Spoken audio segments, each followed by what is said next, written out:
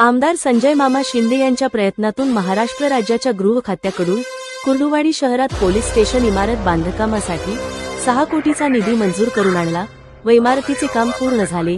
याचा लोकार्पण सोहळा लवकरच संपन्न होईल।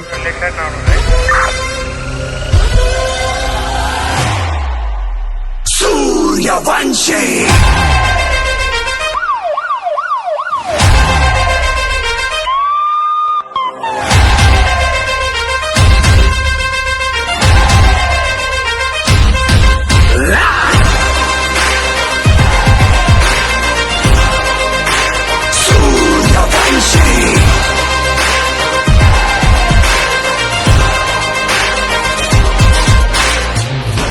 सूर्यवंशी